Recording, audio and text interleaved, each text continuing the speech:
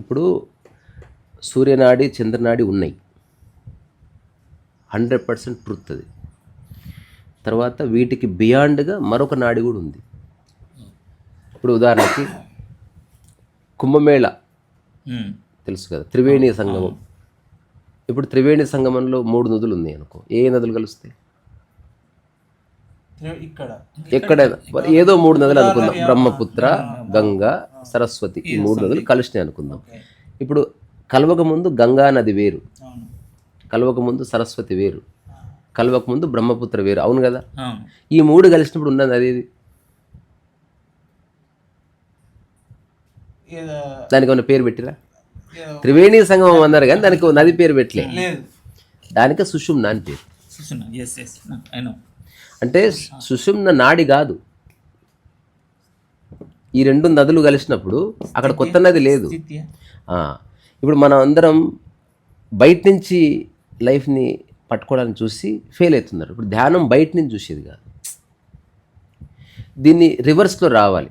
మనకు తాత్కాలిక ప్రయోజనాలు, రెడీమేడ్ నూడిల్స్, రెడీమేడ్ బట్టల వల్ల రెడీమేడ్ ధ్యానం వరకు వచ్చేసింది వ్యవహారం. సో సూర్యనాడి, చంద్రనాడి, తర్వాత నీ యొక్క శ్వాసక్రియ, మన ఆలోచనలకి సంబంధం ఉంది. ఉదాహరణకి నువ్వు ప్రశాంతంగా ఉన్న ఒక వ్యక్తికి వచ్చి నీ బండి ఎవడో దొంగతనం చేసిండు అనగానే నీ శ్వాస వేగం పెరుగుతుంది. ఎవడు చేసిండు అంటే నీ పాలోడు చేసిండని తెలిస్తే కోపం వస్తుంది. ఇప్పుడు మనిషి కాదు అది, పాలోడు. వాడు పాలోడు గురించి నీకున్న ఇంతకుముందు ధారణలన్నీ బయటకు వస్తాయి. వచ్చి మామూలుగా పోయేవాడు కత్తి తీసుకొని పోతే బయటికి, తీరా పోతే తెలిసింది ఊరికి అన్నం రా అన్నారు, మళ్ళీ మొత్తం పోయింది. అంటే ఆలోచనలో ఒక ఇంబ్యాలెన్స్ వచ్చింది. ఇదంతా సహజంగా ఆట పట్టడానికంటే మళ్ళీ. సో ఒక సాదాసీదా మనిషికి నిరంతరం ఈ 3 నదులు ఏవైతే అంటున్నామో, గంగా, సరస్వతి, బ్రహ్మపుత్ర, ఈ 3 నదులు మనలో కూడా ఉన్నాయి. ఏంటో తెలుసా అవి? అంటే 3 అనుసంధానమై ఉన్నాయి. 3 వేరువేరా అయిపోయినాయి కానీ కలిసినప్పుడు చెడిపోతుంది. మైండ్ ఆలోచన, 2 శ్వాస, ఇప్పుడు హృదయ స్పందన, ఈ 3 కలిసే మీ యొక్క ఈచ్ మూమెంట్ నిర్ణయిస్తుంది. ఇప్పుడు మీ ఆలోచనలో వ్యత్యాసం వస్తే మీ శ్వాస మారుతుంది. మీ శ్వాసలో ఇంబ్యాలెన్స్ రాగానే గుండె వేగంగా కొట్టుకుంటుంది. సో మీ ఆలోచన ఒకసారి రిలాక్స్ అయితే శ్వాస వేగం తగ్గుతుంది, గుండె వేగం కూడా తగ్గుతుంది. సో ఇక్కడ శ్వాస కదిలితే అక్కడ ఆలోచన కదులుతుంది, ఆలోచన కదిలితే గుండె కదులుతుంది. ఈ 3 దూరం దూరం ఉన్నట్టు కనిపిస్తున్నా ఒక్కటి ఉంది. అయితే ఈ శ్వాసకి అటుపక్క ఉంది, గుండె ఇటుపక్క ఉంది, మధ్యన మనస్సు ఉంది, ఆలోచన ఉంది. సో ఈ ఆలోచన ఒక్కటి ఈ రెండింటిని ఇంపాక్ట్ చేస్తూ ఉంటుంది ఎప్పుడు, నిరంతరం. ఎందుకంటే ఈ భూమి మీద అత్యంత సూక్ష్మమైంది, ఆ తర్వాత డెలికేట్, దాంతోపాటు మనిషికి ఉందని తెలుస్తున్న దాని యొక్క స్వరూప స్వభావాలు తెలియనికుండా చేస్తుంది మనసు ఒక్కటే. ఆలోచన అన్నది ఎవరికి అర్థమవుతలేదు. ఈ క్షణం ప్రశాంతంగా ఉన్నవాడు నెక్స్ట్ ప్రశాంతంగా లేనంటే వాడు ఆలోచన డిస్టర్బ్ అయిందనే చెప్తున్నాడు.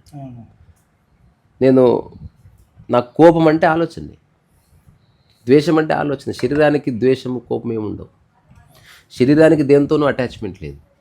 ఆలోచన వచ్చి కూర్చొని ఇది నీది, దాన్ని పట్టుకుంటే శరీరం పట్టుకుంటుంది.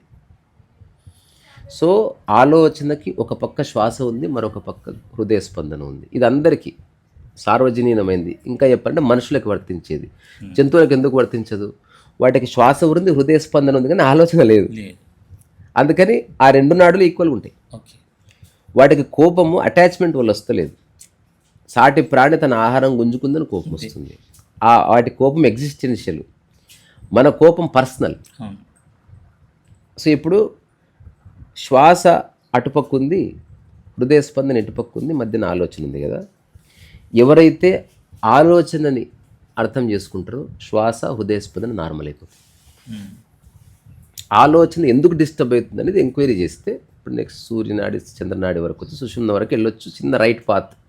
అసలు ఉత్తగానే సెటిల్ అవుతాయి, మనం అనవసరం కష్టపడాల్సిన అవసరం లేదు, మన దృష్టి అక్కర్లే. ఇప్పుడు ఆలోచన అటాచ్మెంట్ వల్ల డిస్టర్బ్ అవుతుంది. ఇంతే, 2 అటాచ్మెంటు, ఐడెంటిటీ, ఈ రెండింటి వల్లనే ఆలోచన డిస్టర్బ్ అవుతూ ఉంటుంది. వేరే కారణాలు లేవు. ఈ రెండే కారణాలు. అటాచ్మెంట్ అంటే ఈ వస్తువు నాది, ఆ మనిషి నాది, ఈ ఊరు నాది, దాన్ని ముట్టుకుంటే నేను ఊరుకోను, నాకు అదంటే ఇష్టం, ఇదంతా అటాచ్మెంట్ కిందకు వస్తుంది. నాదనుకున్నది వేరే వాడు ముట్టుకుంటే ఆలోచన ఫస్ట్ ఆలోచననే కొట్టుకుంటుంది. ఆ ఆలోచన కొట్టుకున్నది ఇంకా నీ యొక్క అండర్స్టాండింగ్ని బట్టి, దాని తీవ్రతను బట్టి, నీకున్న గత చరిత్రను బట్టి, నీలో జరిగే కెమికల్ రియాక్షన్స్. ఎందుకంటే వాత పిత్త కఫాలు కూడా ఉంటాయి. పిత్తం బాగా ఉన్నవాడికి ఆలోచన ప్రయోగించగానే వాడు కత్తి పట్టుకుంటాడు. వాతం ఉన్నవాడు బాధపడి సస్తాడు. కఫం ఉన్నవాడు కుళ్ళుకుంటాడు. ఇట్లా వ్యక్తిని బట్టి అదే ఆలోచన ఇంపాక్ట్ చూపిస్తుంది. ఇవి కూడా ఆలోచనలు ప్రభావితం చేస్తాయి, ఈ వాత పిత్త కఫాలు చేస్తాయి. కానీ అది ఓన్లీ శరీరానికి మాత్రమే సంబంధించింది. ఆలోచన ఒక్కసారి సద్దు మణిగి అటాచ్మెంట్ వెళ్ళిపోయి, అటాచ్మెంట్ లేదండి ఇప్పుడు నాకు, ఇప్పుడు ప్రపంచంలో నా అటాచ్మెంట్ లేదనుకుందాం. ఇంకొక పెద్ద ప్రాబ్లం ఉంది, ఐడెంటిటీ. నేను ఇది అనుకుంటున్నా, నేను బ్రాహ్మణుణ్ణి, ఇది ఐడెంటిటీ. నేను కలెక్టర్ని, నాకు కలెక్టర్ దేంతో అటాచ్మెంట్ లేదు, నాకు ఆస్తి అక్కర్లేదు, ఏమక్కర్లేదు, కానీ నన్ను ఏమనంటే ఊరుకోను. ఇది రెండోది, ఇది అతిపెద్ద డేంజర్. ఈ ఐడెంటిటీలో ఏమున్నాయి? సెల్ఫ్ రెస్పెక్ట్, డిగ్నిటీ, రైటియస్నెస్, కులం, మతం, ఇవన్నీ వస్తాయి. దాంతోపాటు నువ్వు చదువుకున్న జ్ఞానము, నీకు వచ్చిన పట్ట, ఎవ్రీథింగ్, తర్వాత నీకున్న హోదా, నీకున్న సర్టిఫికెట్లు, నీకు రీసెంట్గా వచ్చిన రాష్ట్రపతి అవార్డు, ఇవన్నీ కలిపి ఐడెంటిటీ ఫామ్ అయింది. అంత అబద్ధమే. సో ఈ రెండింటిని ఛేదించిన వాడికి అసలు ఆలోచన డిస్టర్బ్ కాదు. ఆలోచన డిస్టర్బ్ కాదు కాబట్టి శ్వాస నార్మల్ ఉంటుంది, హృదయస్పందన నార్మల్ ఉంటుంది.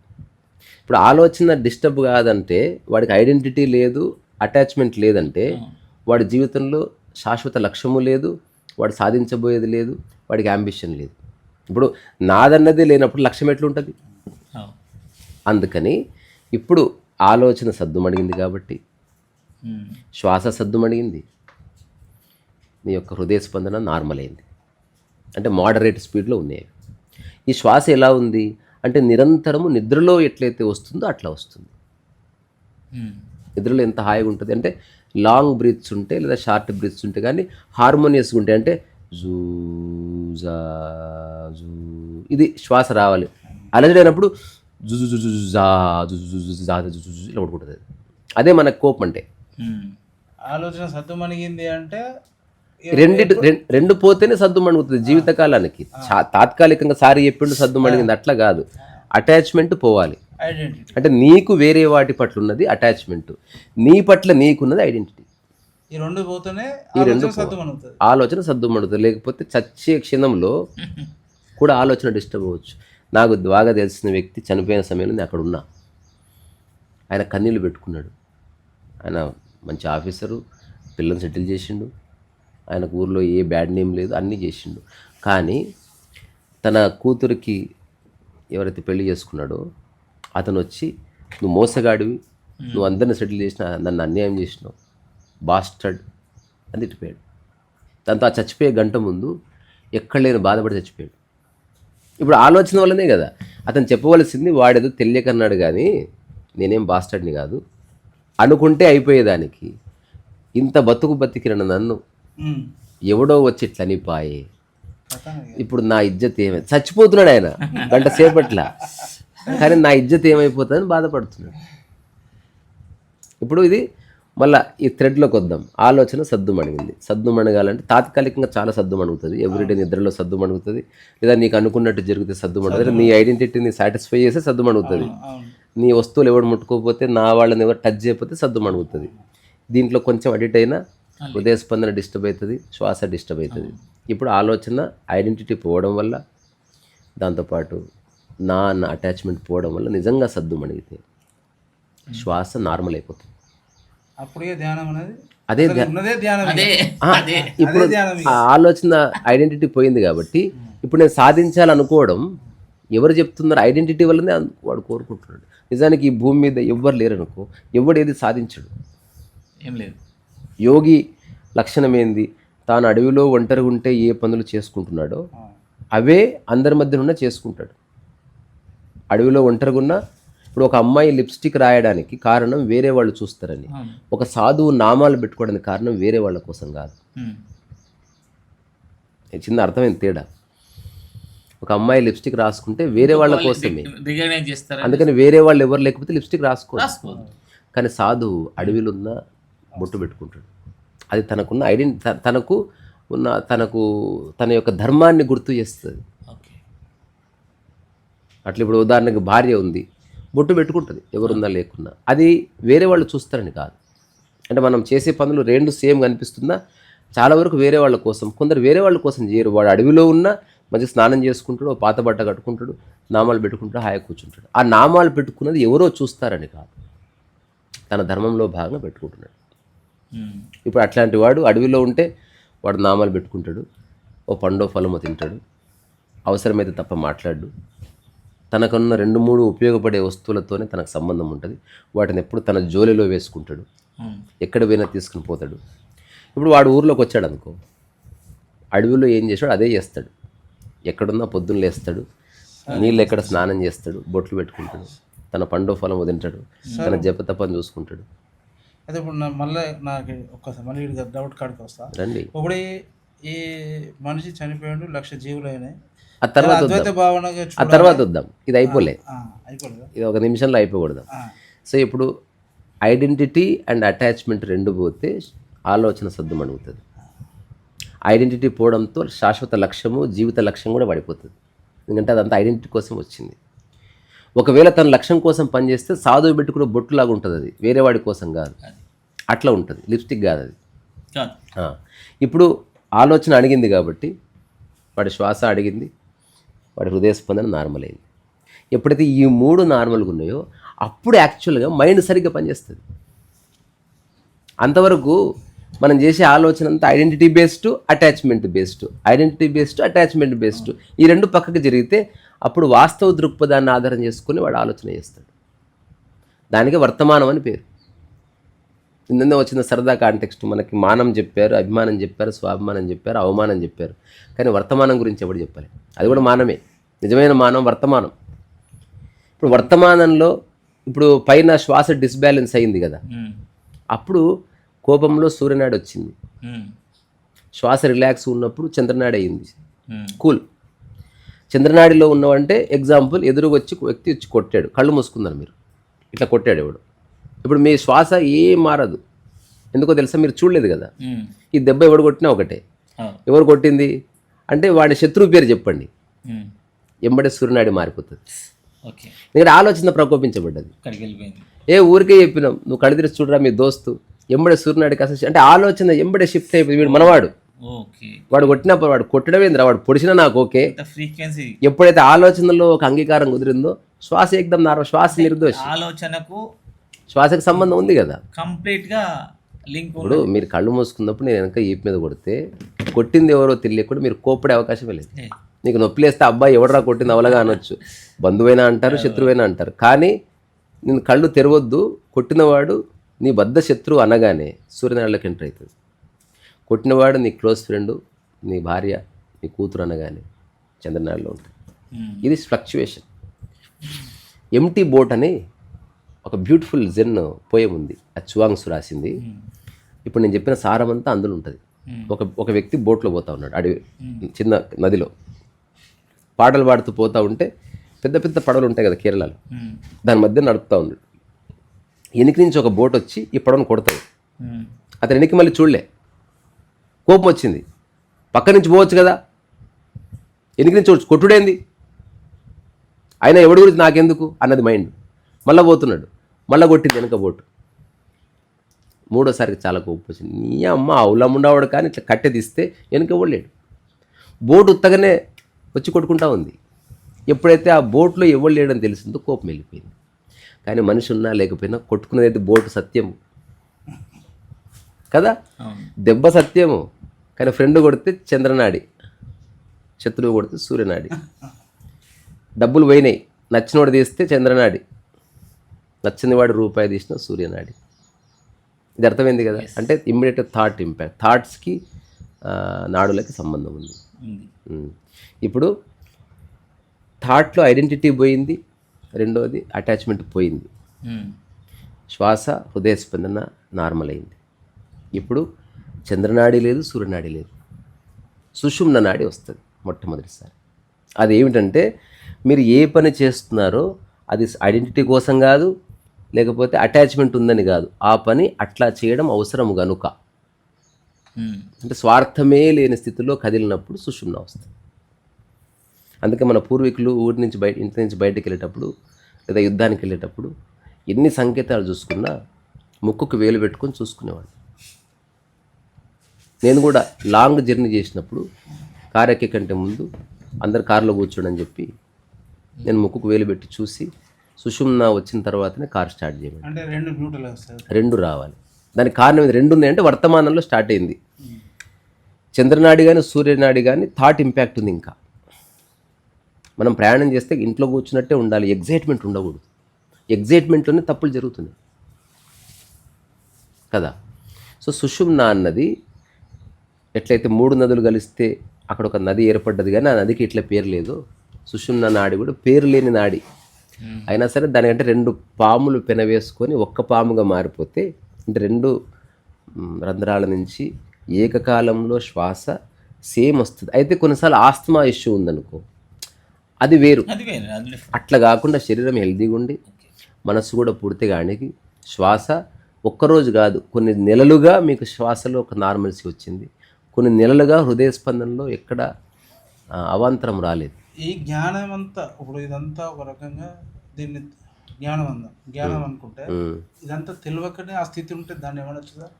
తెలియక ఉండాలంటే మనసు ఉండకూడదు.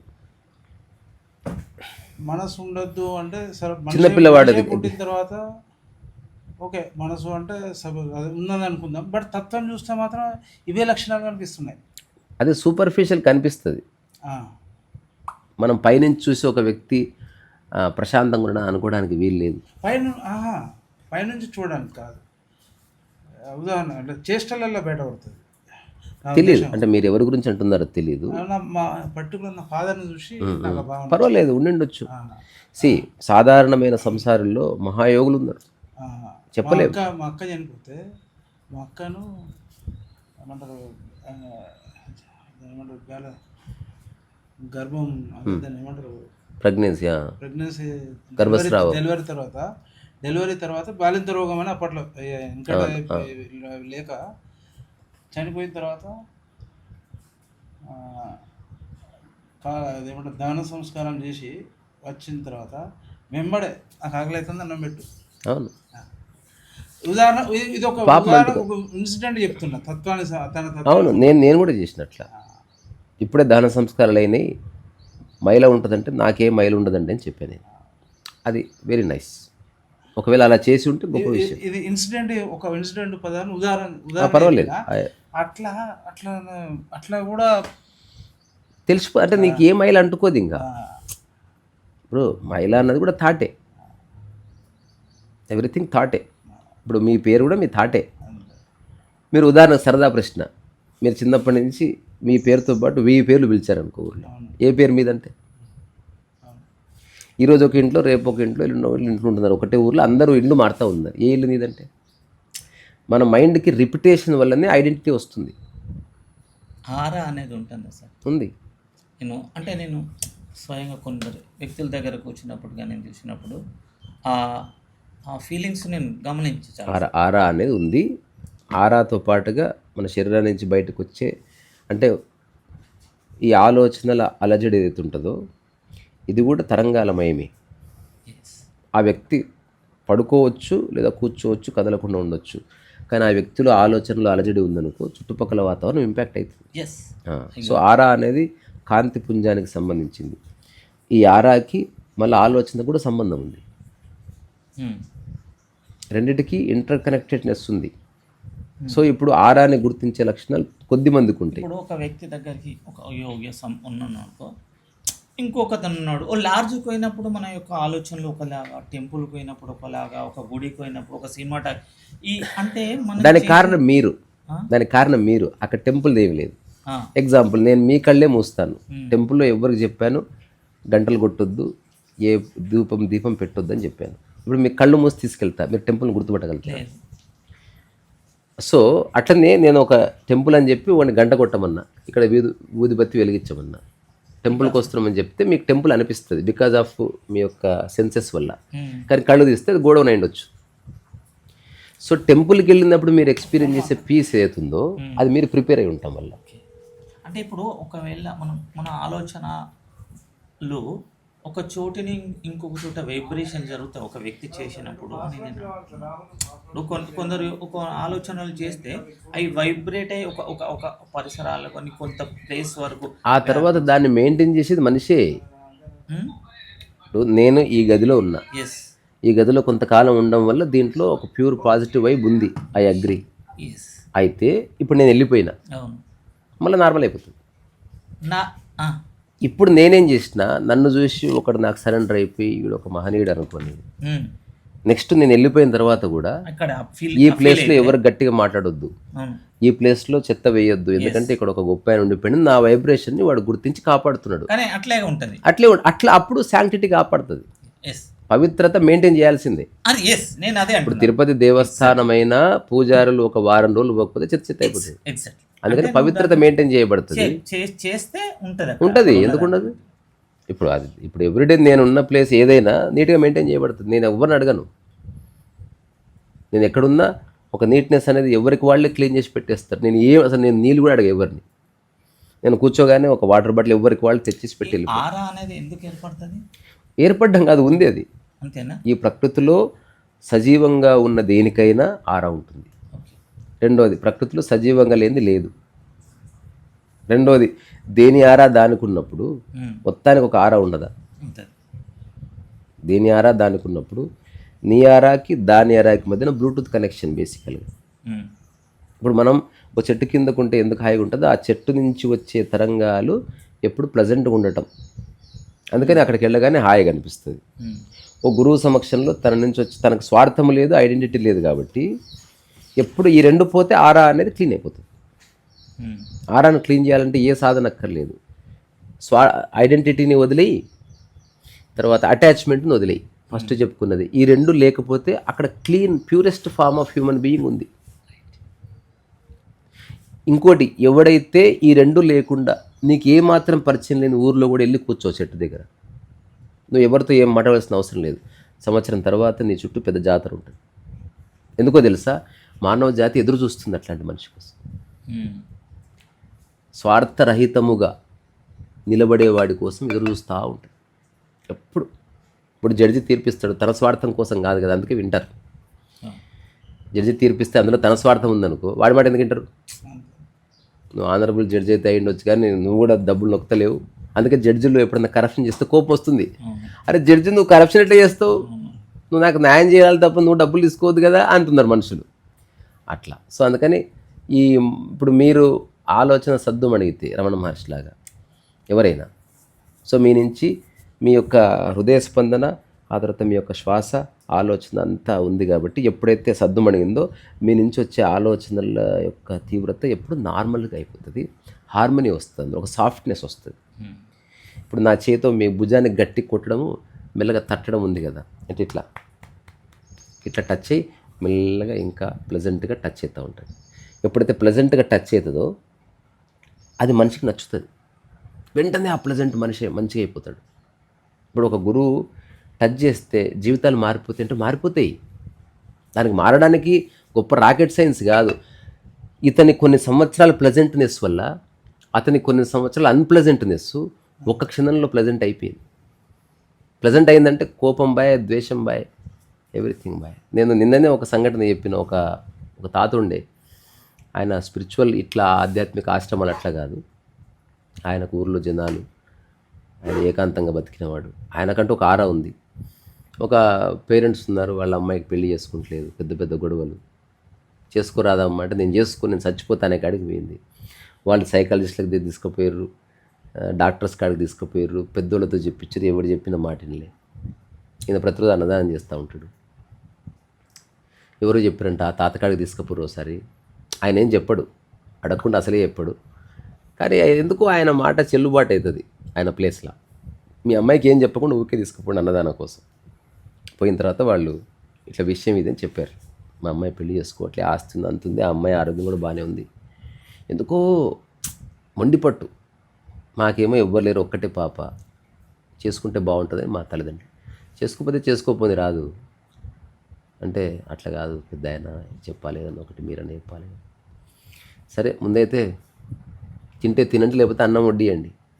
ఇక్కడ నీ బిడ్డ ఎక్కడంటే అక్కడ ఉంది, ఇట్లా చూశాడంట. ఇట్రా ఆమె చెప్పండి అంటే, అన్నం వడ్డీ నీకు రాదా, నీకు వస్తుంది, వడ్డీ పో, మళ్ళా ఏదైనా పని చేయాలి, నీకు నచ్చితే చేయలేకపోతే లేదులే అన్నాడు. ఎమ్మడే ఫోన్ గిన్నె పక్కన పెట్టి ఒక 2 గంటలు అందరికీ అన్నం గిన్నె వడ్డించి కూర్చుంది. భుజం మీద చేసి ఇట్లా చూస్తే ఆ అమ్మాయి తల తిప్పి ఇట్లా చూసింది. పెళ్ళి చేసుకో, ఏం కాదు అన్నాడు. ఇంతే. నేరుగా కళ్ళలో కళ్ళు పెట్టి చూస్తే ఆ అమ్మాయి నేరుగా కళ్ళలో కళ్ళు పెట్టి చూసింది. ఓ 30 సెకండ్స్ చూసుకున్నారు. చేసుకుంటాను కదా. ఇప్పుడు చుట్టుపక్కల వాళ్ళు షాకు. మేము పెద్ద పెద్ద లెక్చరర్స్ దంచినా చూసుకోలేదు. ఆయన ఏం చెప్తే ఒప్పుకుందంటే ఆయన మీలా చెప్పలే. ఫస్ట్ ఆఫ్ ఆల్ ఆయన మీలాగా నాకు ఏ లింకులు పెట్టి చెప్పలే. ఊరికే అడిగాడు చేసుకోమని. మొట్టమొదటిసారి నా మనసు విన్నది దాన్ని. నేను చేసుకుంటాను ఎందుకన్నా నాకు కూడా తెలియదు. తర్వాత నేను అడుగుతా, ఆయన ఎందుకు అట్లా చెప్పి నేను ఎందుకు ఒప్పుకున్నా, సందర్భం వచ్చింది, ఎందుకు అట్లా చెప్పారు తాత అంటే, ఇగో ఏం కాదు అని తెలుసుకోవడానికి జీవితం ఉంది. ఇప్పుడు మీ అమ్మ నాయన నీ ఎంత పడుతున్నారు కదా, అప్పుడు ఈ వేరే వాడు పడతాడు అంతే. నీవు ఎట్లున్నావో అట్లే ఉంటావు. ఏమి కాదు, నువ్వు అనవసరంగా నువ్వేదో స్పెషల్ అట్లా వ్యక్తి ఇట్లా వ్యక్తి, నువ్వు ఎక్కడ పోయినా మనుషులే ఉన్నారు. అందుకని ఏం కాదని తెలుసుకో అని తెలుసుకోవడానికే చేసుకో. నేను పెళ్లి చేసుకొని పిల్లలు కానీ వాళ్ళు తిప్పల కాళ్ళు ఉన్నారు, నా భార్య ఇంట్లో ఉంది అక్కడెక్కడో, నేను వచ్చి అందరితో ఉంటున్నా. మళ్ళీ పండగ అయితే నా కాడికి వస్తారు. సంసారంలో నేను కోల్పోయింది ఏమీ లేదు. నేను ఎట్లా ఉండాలనుకున్నా అట్లే ఉన్నా. నువ్వు అనుకుంటున్నావు ఏదో మిస్ అయిపోతా అని. నువ్వు మిస్ అయ్యేది ఏముండదు. నీది ఏదైతే ఉందో అది ఎప్పటికీ పోదు. ఏది నీది కాదో ఎప్పటికి నీ కాడికి రాదు. అందుకని లైట్ తీసుకో, ఇంతకు మించి ఏమీ లేదు. నేను కన్విన్స్ చేస్తలేను, ఆలోచించు, పోరాడకన్నాడు. పెళ్ళైపోయింది.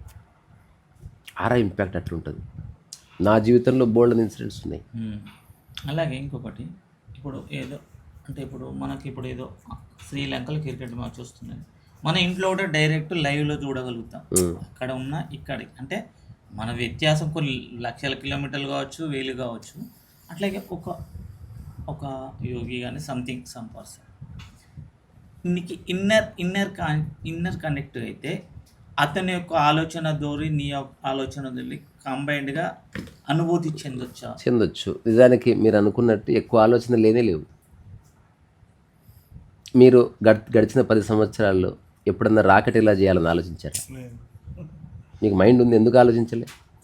ఇండియన్ ఎకానమీ ఎట్లా సెటరేట్ చేయాలని ఆలోచించారా? ఒక కొత్త ఫోన్ ఎట్లా తయారు చేయాలని ఆలోచించారా? మీరు ఆలోచించేవన్నీ 3-4 ఆలోచనలు. అందుకని ఒక అండర్స్టాండ్ అంటే మైండ్ ప్రాసెసింగ్ తెలిసిన వాడికి వాడు నడిచే కూర్చునే భంగిమ చూసి చెప్పేస్తాడు వాడు ఏ ఆలోచన వల్ల అట్లా గీక్కుంటున్నాడు. అదేం పెద్ద రహస్యం కాదు. ఎక్కువ మంది చేసేది ఇవే ఈ 3-4 ఆలోచనలు. మనకి ఎక్కువ ఆలోచనలు వస్తలేవు, వచ్చిన ఆలోచన ఎక్కువ సార్లు వస్తుంది. సో ఆలోచనలు మనకి ఎందుకు ఎక్కువ వస్తలేవంటే మనం మూసుకుపోయి ఉన్నాం కాబట్టి. అతని యొక్క ఆలోచనలో ప్రభావం మన మీద పడే అవకాశం ఉంటుందా? అంటే నెగిటివ్గా ఆలోచించేవాడు. నెగిటివ్గా ఇప్పుడు ఒక వ్యక్తి ఇప్పుడు మిమ్మల్ని గురువు అనుకుని రమణ మహర్షి ఉన్నాడు, ఆయన భక్తుడు ఉన్నాడు, ఆయన లివింగ్ పర్సన్. అప్పుడు నేను లివింగ్ బిఫోర్ అంటారు లివింగ్లో. నాకు అర్థమైంది అసలు గురువు అంటే ఆలోచన చేయనివాడు అని. First of all he has no thought. మరి దేని ప్రభావం ఉంటుంది అంటే బీయింగ్ ప్రభావం ఉంటుంది. గురు దర్శనం చేసుకుంటా ఆలోచిస్తలేవు కానీ నువ్వు శిష్యుడు అనుకున్న వాళ్ళు ఏదో వీడు ఎంతైనా ఆలోచించండి సార్, గురువు అయితే నీ గురించి ఆలోచిస్తలేడు. ఒకటి మొట్టమొదటిసారి ఒక మనిషిని కలిసినావు, వాడు ఆలోచించట్లేదు, అదే ఇంపాక్ట్ అంటే. ఆలోచించేవాడు కలుస్తున్నాడు రోజంతా, దాంట్లో ఏమి లేదు మ్యాజిక్, రియల్ మ్యాజిక్. ఉదాహరణకి మీరు ఒక పెద్ద గొడవ అయింది, ఊర్లో ఉన్న 100 మంది కొట్టుకుంటున్నారు, అక్కడనే వాడు చదువుకుంటున్నాడు అనుకో, అందరి దృష్టి వాడి మీదే పడుతుంది. ఇది హ్యూమన్ నేచర్. సో గురువు చేసేది ఏంది అటు నిజంగా గురువు అనేవాడు ఎవడంటే ఆలోచన చేయడు. వాడు ఆలోచన చేయవలసిన అవసరం లేదు, వాడు పని చేస్తున్నాడు. నిజమైన ఇంపాక్ట్ ఎప్పుడు ఉంటుంది అంటే గురు దర్శనం చేసుకుంటే ఎందుకు మార్పు జరుగుతుంది అంటే నేను చెప్తున్నా మార్పు జరుగుతుంది. అది మాటలకి ఆలోచనలకు సంబంధించింది కానే కాదు. వాడు కళ్ళతో చూశాడు అనమాట. అతను డైరెక్ట్గా సెన్సెస్ గ్రాస్ప్ చేస్తే ఆ వ్యక్తి ఎవరు అని, తద్వారా ఒక ట్రాన్స్ఫర్మేషన్ జరుగుతుంది. కొంత గురువు గురించి వేరే వాళ్ళు చెప్పిన మాటల ప్రభావం అట్లా పడుతుంది. గురువు తన గురించి తనకే ఆలోచన లేనప్పుడు తను ఏ ఆలోచన చేస్తాడు, తన ఆలోచన ఏది ప్రభావం చూపిస్తుంది? ఆలోచన లేకపోతే బీయింగ్ ప్రభావం చూపిస్తుంది. అంటే తన ఉన్న స్థితి ఎఫెక్ట్ చూపిస్తుంది 100%. ఉదాహరణకి నేను ఈ పని చేయను ఆ పని చేయను అని ఒక వ్యక్తి అనుకుంటున్నాడు. ఇది రియల్ స్టోరీని. అంటే నేను ఇది ముట్టుకోను, నా స్థాయికి నేనేందా ఆ పని చేసేది అనుకోకుండా కొంతకాలం తర్వాత ఒక గురువు సమక్షంలోకి రావడం జరిగింది. అతను చాలా గొప్పవాడని ఇట్లా ఇట్లా ఇట్లా ఇట్లా అంతా చెప్పుకుంటున్నారు. సో అందరు చెప్పుకుంటున్నారు కాబట్టి ఇతనికి ఒక గొప్ప గురుభావం కలిగింది. ఇతను కలవకుండా అతను టాక్స్ విన్నాడు, అవన్నీ చేశాడు, అతను చాలా గొప్పవాడని ప్రచారం కూడా చేస్తున్నాడు. ఇప్పుడు మొట్టమొదటిసారి కలిసే అవకాశం వచ్చింది. ఇప్పుడు కలిసిన రోజు ఒక మ్యాజిక్ ఏం జరిగింది, తను కూర్చున్న ప్లేస్లో పిల్లి తిరుగుతుంది. పిల్లి అక్కడ ఏదో చెత్త వేసింది, చిట్టో గిట్టో వాట్ ఎవర్ ఇట్ మేబీ. గురువు చూసి ఎవరు లేకపోతే ఓ పేపర్ తీసుకొని దాన్ని తీసి అట్లా గోడవతలు వేసి వచ్చి కూర్చొని తను ఏ పని చేసుకుంటున్నా ఆ పని చదువుకున్నాడు. 20 ఏళ్ళుగా పీడిస్తున్న ఆలోచన పోయింది. అంటే అవసరమైతే చిట్టైనా ఎత్తొచ్చు, ఏమీ కాదు అని 1000 మంది చెప్పినా అర్థం కాలేదు. స్వయంగా ఒక వ్యక్తి చేయడంతో పోయింది. చూశాడు. నెక్స్ట్ నా టాక్స్ విని నాకు ఒక వ్యక్తి ఫోన్ చేసి మాట తెలుసా, ఆయన డిప్యూటీ కలెక్టర్. నీకు గుర్తుందారా వాల్మీకి గురుకులంలో ఉన్నప్పుడు ఒక ఇద్దరు వచ్చారు వాల్మీకి గురుకులానికి, ఒక డిప్యూటీ కలెక్టర్. ఆయన వచ్చి నాతో చెప్పిన మాట ఏంటంటే, నేను 60 సంవత్సరాలు రిటైర్ అయ్యే వరకు తిన్న కంచం కూడా ముట్టుకోలేదు నేను. అంటే అట్లా బతికినవాడిని. నా కర్మ కొద్దీ నీ టాక్స్ విని ఇప్పుడు నేను హాయిగా పొద్దున్న లేచి నా బాత్రూమ్ నేను కడుక్కొని ఇంత కూరగాయలు కట్ చేసి గిన్నెలుంటే కడుగుతున్నా సార్ నేను. అంటే ఇలానే బాధపడుతున్నారని అడిగా. లేదు, 60 ఏళ్ళు అనవసరంగా వెయిట్ చేస్తున్న పనికిరాని విషయాలకి. ఇప్పుడు నేనేమైనా ఆయన దగ్గరికి వెళ్ళి చెప్పానా? నేను అంట్లు కడుగుతుంటే నా టాక్స్ విన్నాడంట ఆయన, అష్టావక్ర గీత ఇట్లాంటివి. వీడు ఒక గొప్పవాడు, చాలా బాగా మాట్లాడుతున్నాడు, జీవితం యొక్క అనుభవాన్ని చెప్తున్నాడు. ఆయనకు ఒక ధారణ వచ్చింది. మళ్ళీ ఒక వీడియో అనుకోకుండా తారసపడ్డది అర్ధరాత్రి. నేను అంట్లు కడుక్కుంటూ మాట్లాడుతున్నాను. ఆయన నమ్మలేకపోయినాడు అసలు, నిద్ర అంతా పోయిందంట ఆయనకు. అరే వీడు అష్టవక్ర సంహితలో ఉన్న కోర్ ఎలిమెంట్స్ని చెప్పేవాడు అంట్లు కూడా కడుగుతాడా? అంటే నేనేం చెప్పినా, నీకు జీవితం అర్థమైతే మామూలు పని, నీచపోయిన పని, గొప్ప పని ఉండదు. నీకు అవసరమైన పని, అవసరం లేని పని ఉంటాయి. కంచం తింటున్నప్పుడు నువ్వు పోయి నీ ముడ్డి నువ్వు కడుక్కుంటున్నప్పుడు నువ్వు తిన్న కంచం నువ్వు కడుక్కుంటే ఏమి? కొన్ని వీడియోలు మీరు చూసిన తర్వాత నాకు ఇక మీ విషయంలో నాకు అస్సలు ఎక్కడ కూడా ఆశ్చర్యం అని అట్లా ఏం అర్థమైంది. జ్ఞానం అంటే అతి సాధారణ జీవితంలో హాయిగా ఒదిగిపోవడమే. మళ్ళీ నేను స్పెషల్ అనుకుంటే మళ్ళీ మైండ్ వచ్చేసింది. మైండ్ లేకపోతే నిద్రపోయేవాడు ఎట్టున్నాడు సార్? కలెక్టర్ పడుకున్నాడు, చిరంజీవి పడుకున్నాడు, రజనీకాంత్ పడుకున్నాడు, బిల్ గేట్స్ పడుకున్నాడు. నిద్రలా ఒక్కొక్కడు ఒక్కొక్క భంగిమలు హాయిగా వండుకుంటారు. మెలకువలో అట్లా ఉంటాడు అనమాట. అంటే ఏ బరువు లేదు. ఇప్పుడు నేను ఈ ఊరికి వచ్చిన, నేను బ్రాహ్మణుడిని, నన్ను ఇట్లా చూసుకోవాలి, అయిపోయా. నిన్ను విరికించుకుంటున్నావు. అసలు నన్ను ఎవరు చూసుకోవాల్సిన అవసరం లేదు, ఏ ఊర్లో ఉన్నా నేను ఒకటే అని రియలైజేషన్ వచ్చిన తర్వాత ఒక సాదాసీదా జీవితం వచ్చేస్తుంది. ఎవరెవరైతే నేను గురువుని ఐడెంటిటీ కోరుకుంటున్నారో అక్కడ విషయం రాంగ్ ఉంది. అది ఒక ప్రాపగండా లేకపోతే ఎజెండా అయి ఉంటుంది, అది మనకు సంబంధం లేదు. ఇన్ జెన్యూన్ అట్లా అసలు ఏముండదు సార్. అయితే ఏదో ఇక్కడ ఇంతకుముందు ఒక మనిషి చనిపోయి క్వశ్చన్ వేయడానికి కూడా నాకు క్లారిటీ దొరుకుతుంది సార్. ఒక మనిషి చనిపోతే 1,00,000 వెళ్ళినాయి. మరి ఇప్పుడు అంతా మీరు అద్వైతం ఉన్న అంత ఒకటేగా చూడాలి అన్నారు. మరి ఇప్పుడు ఈ జీవం అనేది ఆత్మ అనేది ఒక్కటే అనుకోకుండా దాని ఒక్క జీవంలోకి వెళ్ళి ఒక్క ఆత్మలోకి వెళ్ళి మరి గిన్నెలినాయి వెళ్ళలే. నేను మీకు సరదా ఎగ్జాంపుల్ చెప్పనా? ఇది ఇప్పుడు ఇక్కడ ఫిజికల్గా ముగ్గురు ఎగ్జాంపుల్స్ సింపుల్గా చెప్పుట్లో మాత్రం లాస్ట్ టైం కూడా మీరు అన్న అది ఎక్సలెంట్ మీరు చెప్పడం. ఇప్పుడు నేను సరదాగా ఇంకో విషయం చెప్తా. ఇప్పుడు మీలో శ్వాస ఆడటం వల్ల మీరు బతుకున్నారు, ఇది సత్యమేనా? మీరు నాకు సత్యమే. మనకు మధ్యన శ్వాస లేదంటారా? అట్లా అది కంటిన్యూ ఉంది. అది అంటే శ్వాస బ్రేక్ అయితే లేదు ఎక్కడ. మీరు తీసుకునే గాలి లోపలికి పీల్చుకుంటున్నారు కానీ గాలి ఎప్పుడు ఉన్నట్టుగా ఆత్మ అంటే ముక్కలు ముక్కలై ఉన్నది కాదు. ఏదైతే అఖండమో దానికి ఆత్మ అని పేరు. దానికి చిన్న ఉదాహరణకు ఆలోచించిన ఏమొచ్చిందంటే, ఒక కొవ్వొత్తు ఉంటే 1,00,000 కొవ్వొత్తులు వెలిగిస్తే అన్నీ ఒకటే, కాంతి ఒకటే, అట్లా కాంతి ఒకటే. ఇది తాత్వికంగా అర్థం చేసుకోవాల్సిన విషయం, మనం రుజువు చేయలేము. నేను ఎందుకు శ్వాస అంటే అట్లీస్ట్ ఆకలి అనే పదం ఎందుకు వాడుతుంటే ఈజీగా అర్థమవుతుందని. ఇంతకుముందే మనం అనుకున్నట్టుగా అన్నదానం చేయడం అంటే నువ్వు అన్నదానం చేయడం కాదు, అది అబద్ధము, అది ఈగోసెంట్రిక్. అది అన్నదానం చేసి మళ్ళీ ఐడెంటిటీ కొట్టేస్తున్నాడు వాడు. అట్లా కాకుండా ఎదుటి వ్యక్తులు అయ్యే ఆకలి కూడా నాదే, నేను దానికి అన్నం పెట్టుకుందా, మధ్యలో నువ్వెవడరా అని చెప్తే ఇది అన్నదానము కాదు, ఏమి కాదు. అసలు అన్నదానం అనేది ఒక భ్రమ. అశుద్ధాన్ని కూడా పరబ్రహ్మ స్వరూపంగానే చూసినోడు చూడగలగాలి అన్న టైప్లో మాట్లాడు. అది అది అర్థం చేసుకోవాలంటే అసలు అంటే మొత్తాన్ని చూడు. ఇప్పుడు హ్యూమన్ లైఫ్లో ఎట్లయితే బెస్ట్ మన బాడీలోనే బెస్ట్ ఒకటి ఉంది అనుకుంటున్నాం, కళ్ళు, ఒకటి వరస్ట్ పార్ట్ కూడా ఉంది. ఈ రెండు నీవే. ఇప్పుడు సరే నేను పెద్ద సెలబ్రిటీ, షిట్టుకు పోకుండా ఉంటావా? పోవాల్సిందే. అంటే నువ్వు ఎవ్వడివైనా ప్రకృతి ధర్మాన్ని నువ్వు పాటించవలసిందే. అందుకని పోనీ షిట్టు కాబట్టి వేస్ట్ అనడానికి లేదు, నువ్వు బిర్యానీ తింటున్నావు అది గొప్ప అనడానికి లేదు. నువ్వు అదే ఇది ఇదే అది, అది సంస్కరించబడ్డది ఇది సంస్కరించబడలే, ట్రాన్స్ఫార్మ్డ్ నాట్ ట్రాన్స్ఫార్మ్డ్ అక్కడ ఉంది.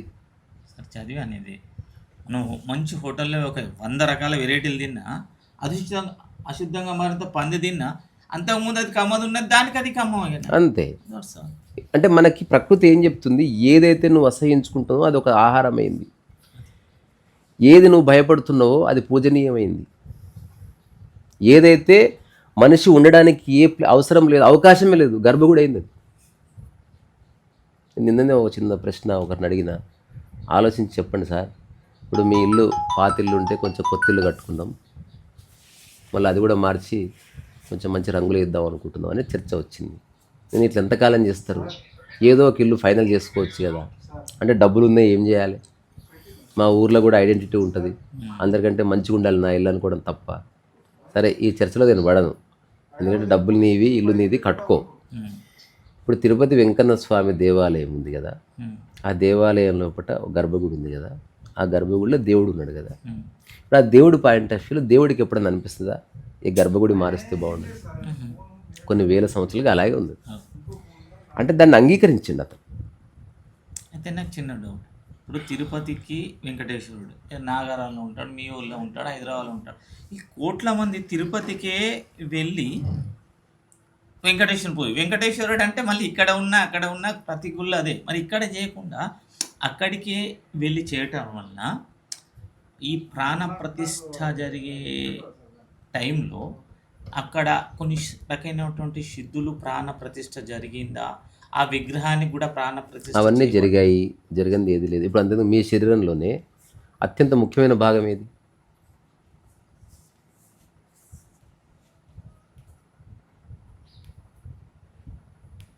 ఉందా అటువంటిదన్నా? గుండె లేదా? మీదే కదా అది, ముక్కు మీదే, కళ్ళు మీవే. ఒక కన్ను లేకపోయినా బతుకుతారు మీరు, గుండె లేకపోతే ఉండరు కదా. అదే తిరుపతి అంటే మీదే, కన్నెంతో గుండె అంతే. సో అన్ని ఊళ్ళో ఉన్న తిరుపతి వెంకటేశ్వర స్వామి ఒక్కటే, కానీ తిరుపతి వెంకటేశ్వర స్వామి ప్లస్ స్థల ప్రశస్తి కలిపి అది తిరుపతి అయింది, నాట్ జస్ట్ వెంకటేశ్వర స్వామికి ఊరు లేదు. కరెక్టే, ఈ మనిషి యొక్క ఆలోచన అండి. మరి అక్కడ వైబ్రేషన్ అక్కడ ఏమన్నా, నేను ఇంతకుముందు చెప్పినా కదా, శాంక్టిటీ మనిషి కాపాడుతున్నాడు. ఇప్పుడు ఒక చిన్న పిల్లవాడికి తిరుపతి అయినా బక్కలింగపల్లి అయినా ఒకటే, he doesn't feel any vibration, because అతనికి ఆలోచన లేకపోతే వైబ్రేషన్ ఎక్కడిది? ఒక క్రిస్టియన్కి ఏ వైబ్రేషన్ ఎందుకు ఫీల్ అయితే లేడు? వైబ్రేషన్ అంటే కరెంటు బొక్కలు ఎలిపెడితే వచ్చే వైబ్రేషన్ అందరికి ఈక్వల్. ప్రాంతానికి ఉండే వైబ్రేషన్స్ మనిషికి వాడి అవగాహన బట్టి వస్తుంది అది, ఎందుకంటే ఆ వైబ్రేషన్ అనుభూతి చెందడానికి ప్రిపేర్ అయిపోతున్నాడు వాడు. ఇప్పుడు సినిమా చూడడానికి ప్రిపేర్ అయిపోతున్నారు, నవ్వడానికి, చప్పట కొట్టడానికి, ఎక్కువసేపు చూడడానికి. మీరు అదే ఎదురుగా గోడ టీవీ తీసేసిన ఎక్కువసేపు చూద్దాం దాన్ని, మీరు ప్రిపేర్ కాలేరు. ప్రిపేర్ కాలేదు కాబట్టి బోర్ వస్తుంది. ప్రిపేర్ కాని చోట ప్రత్యేకత ఏముండదా? లేదు, అసలు ప్రిపేర్ అయితేనే ఉంటుంది. ప్రిపేర్ కాని వాడికి అన్ని ఊర్లు ఒకటే.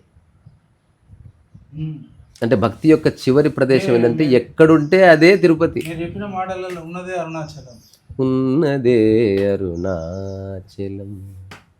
అరుణాచలం వేరే ఉంది అనుకుంటే వేరే ఉంది పో. నేను అందుకే ఇప్పుడు చాలామంది అడిగారు నేను అరుణాచలం ఎందుకు పోతావు మరి అంటే దానికి ఒక రీజన్ ఉందిరా బాబు. ఇప్పుడు హరిపురమే ఎందుకు వస్తా అంటే ఈ పర్టికులర్ రూమ్ ఏదైతుందో అది హరిపురంలో ఉంది. ప్రశాంతత కోసం హరిపురం వస్తలేదు నేను. ప్రశాంతత నాకు ఎక్కడ పోయినా ఉంది. బాత్రూంలో ఉంది, అడవిలో ఉంది, హైదరాబాద్లో ఉంది, అజర్బైజాన్లో ఉంది. ప్రశాంతత నా లక్ష్యము కాదు. ఈ పర్టికులర్ ఊరు దానికి నేను ఈ ఊర్లో ఉన్న ఈ గుడిసె, దీన్ని ఏమన్నారా గుడిసెనాలు ఏమన్నారా దీన్ని పెంకుటిల్లు ఎక్స్క్లూజివ్గా ఇది ఒకటి ప్యారిస్లో లేదు, అమెరికాలో లేదు, ఎక్స్క్లూజివ్ హరిపురంలో ఉంది ఈ కంపోజిషన్లో. దీనికోసం వస్తున్న ప్రశాంతత కోసం కాదు. ఇప్పుడు నేను వెంకన్న స్వామిని దర్శించుకోవాలనుకుంటే దేవుడి ఫోటో చాలు నాకు. తిరుపతి చూడాలి 7 కొండలంటే I will go to Tirupati, ఆ క్లారిటీ ఉండాలి అంతే. ఇప్పుడు నేను తిరుపతికి వెళ్తా, వెంకన్న స్వామి కోసం పోను. వెంకన్న స్వామి అన్ని చోట్ల ఉన్నాడు. అంటే ఎవరిని మనం భగవంతుడు అంటున్నామంటే ఎవరికైతే డిస్క్రిమినేషన్ లేదో, ఎవడైతే సర్వదయామయుడు, ఎవరైతే సమస్త ప్రాణకోటిని ఒక్కటిగా చూస్తాడో, ఎవరైతే మనిషిని ఏదైతే అత్యంత ఆవశ్యకమో దాన్ని అందజేస్తాడో, అట్లాంటి ఇంకా రకరకాల ఉపమానాలు అన్నీ కలిపి దైవం అని తెలుసుకున్నాం. అది అన్ని చోట్ల ఉంది. ఇప్పుడు ఈ క్షణం ఇక్కడ కూడా ఉంది. కానీ నాకు 7 కొండలు చూడాలనిపిస్తే ఇక్కడ లేదు. అరుణాచలం కొండ చూడాలనిపిస్తే హరిపురంలో లేదు. అది ఈ పెంగుటిలో చూడాలనిపిస్తే అది తిరుపతిలో లేదు. ఇప్పుడు రమణ మహర్షి అక్కడ తపస్సు చేసే గృహలో అక్కడ రమణ మహర్షి తపస్సు ఏం చేయలేదు ఎప్పుడు. ఆయన ఈయనెవరు మరి బుక్స్లో ఆయన చిన్నప్పుడు ఇంట్లో నుంచి పారిపోయిన తర్వాత అక్కడ తపస్సు చేయలేదు. అందుకే చాలామంది గమనించింది, ఇప్పుడు రమణ మహర్షి ఆశ్రమంలోకి వెళ్ళగానే ఆయన విగ్రహం ఉంటుంది. ఆ విగ్రహం దగ్గర ఒక ఆలయం ఉంటుంది. ఆలయానికి పక్కన గోడ మీద తను బాలుడిగా ఉన్నప్పుడు ఏ అనుభవం జరిగిందని రాసి ఉంటుంది. నిజానికి అరుణాచలం వచ్చి 12 ఏళ్ళు తపస్సు జరిగిన తర్వాత కదా ఏం జరిగిందో రాయవలసింది. ముందు జరిగింది ఎందుకు రాసిర్రు? రమణ మహర్షి స్వయంగా కన్ఫర్మ్ చేసిండు. ఇప్పుడు మీరు అరుణాచలం వచ్చిన తర్వాత మీ జీవితంలో ఆ కాంతి వచ్చిందా? మీ ఊర్లో ఉన్నప్పుడు వెంకటరామన్గా ఉన్నప్పుడు మీరు ఒక శవంలా పడుకున్నప్పుడు వచ్చిందంటే అప్పుడు ఏది ఉన్నదో ఇప్పుడు అదే ఉన్నదని చెప్పాడు. అంటే అరుణాచలం రావడం అన్నది దానికి కనుక ఒక కారణం ఉంది. ఇప్పుడు నేను ఏకాంతంగా పెయింటింగ్ వేసుకుందాం అనుకుంటున్నాను. మా ఇల్లు చిన్నగా ఉంది, నేను మా ఇంటికి వెళ్ళిపోయినా, ఒక కొండ చూసుకొని ఉన్నా. ఆ కొండ నాకు కుదిరింది, అందుకని అక్కడ పోయినా నేను. అక్కడ పోయింది ఆయన పోయాడు, అరుణాచలం ఉన్న పేరు ఉన్నాడు. చూడగానే అదేదో పేరు భలే ఉంది అనిపించింది, తిరువణ్ణామలై. అక్కడికి వెళ్ళిన తర్వాత మంచి దేవాలయాలు మన సాగిపోయింది. ఇప్పుడు అతను అక్కడ ఉండి చేసింది ఏంటంటే, ఏదైతే నేను నిన్న 2-3 సార్లు చర్చల్లోకి వచ్చింది. ఇప్పుడు మీరు బాగా తాగుబోతండి, మీకు తాగి సేమ్ రమణ మహర్షిలా ఒకరోజు పడుకున్నారు. ఒక రియలైజేషన్ వచ్చింది, ఈ తాగడం వేస్ట్ అనిపిస్తుంది కదా. ఇప్పుడు అనిపించిన తర్వాత ఈ తాగుబోతుల మధ్య ఉండకూడదు అని మీరు బయలుదేరి పక్క ఊరికి వెళ్ళారు. అదే అరుణాచలం అనుకుంది. ఇప్పుడు అక్కడ మీరు 12 ఏళ్ళు మౌనంగా ఉన్నారు.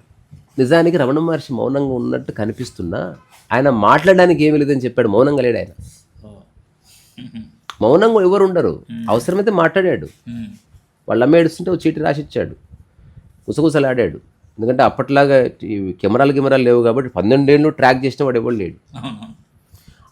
ఎందుకు మీరు మౌనంగా ఉన్నారంటే, నేను మౌనంగా లేను, మౌనంగా అందరూ ఉంటారు భూమి మీద, మాట్లాడడానికి ఏమీ లేదు. ఇప్పుడు దీనికి ఎవడన్నా జవాబు చెప్తాడా? ఇప్పుడు నేను ఒక ఇంటికి వచ్చినా, నాకు మాట్లాడడానికి ఏమీ లేదు, ఇప్పుడు నేనేం చేయాలి?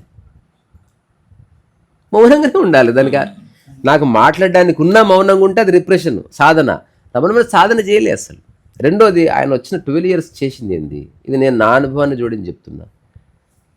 ఎట్లయితే తాగుబోతూ నేను తాగుడు మానేసాను భార్యకు చెప్పాడు, నమ్ముతుందా? నెక్స్ట్ డే ఇప్పుడు 12 ఏళ్ళు తాగలేదు, నమ్ముతారు కదా? అంటే నువ్వు చెప్పిన మాట 2 రోజులకు వర్కౌట్ కాదు, కొన్ని సంవత్సరాల తర్వాత అది సెటిల్ అవుతుంది. ఇప్పుడు తనకు ఏదైతే అర్థమైందో అది నిజమా కాదా తెలుసుకోవాలంటే హీ హ్యాస్ టు వెయిట్. పరమ సాక్షిగా ఉన్నాడు అన్నిటికీ. సాక్షి అంటే ఆకలి వచ్చింది, కూర్చొని చూశాడు దాన్ని. ఇప్పుడు ప్రకృతిలో ఒక ప్రాణి ఆకలి అయితే ఏం చేస్తుంది? నడుచుకుంటూ పోతుంది. ఒకవేళ శరీరం తానంత కన్ను లేచి నడుచుకుంటూ పోతే నడిపించింది దాన్ని. ఎక్కడో ఎవరో అరటిపండు ఇచ్చారు, తిని తొక్కాడ పడేసి వెళ్ళిపోయి మళ్ళీ కొండకాడ కూర్చున్నాడు.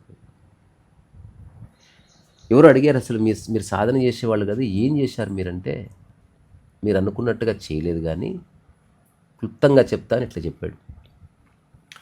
ఆ విరూపాక్ష గుహ దగ్గర రాయి మీద కూర్చుంటే కళ్ళు మూసుకున్నాడు. ఎవరు లేరు కదా, కళ్ళు మూసుకుని ఇప్పుడు నా దగ్గర నాకు చేయడానికి ఏమీ లేదు, నాకు ఆలోచనలు లేవు, నాకు జీవిత లక్ష్యాలు లేవు, ఏమీ లేవు, చెప్పడానికి కూడా ఏమీ లేదు. ఏం చేస్తా నేను?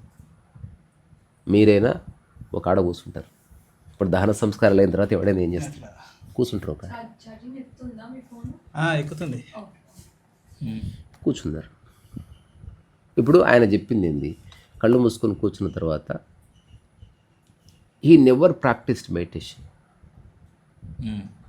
మనల్ని సమాజం విపరీతంగా పక్కదోవ పట్టించారు. కళ్ళు మూసుకోగానే ఏదో యాక్టివిటీ స్టార్ట్ కావాలి, ఫోకస్ ఆన్ బ్రెత్. అది చేసుకునే వాళ్ళు చేసుకోండి, రియల్గా అట్ట చేయకూడదు. రియల్గా ఏంది, నువ్వు ఓన్లీ కూర్చున్నావు అంతే. ఇప్పుడు హఠాత్తుగా కళ్ళు తెరిచిండు, ఎండ ఉంది, కాసేపు ఎండను చూశాడు అట్లా, మళ్ళీ కళ్ళు మూసుకున్నాడు. మళ్ళీ కొన్ని గంటలు గడిచింది, కళ్ళు తెరిస్తే చీకటి అయింది, మళ్ళీ కళ్ళు మూసుకున్నాడు. మళ్ళీ కళ్ళు తెరిస్తే వర్షం పడుతుంది, మళ్ళీ కళ్ళు మూసుకున్నాడు. కళ్ళు తెరిస్తే ఎండ ఉంది. ఇది చెప్పాడు.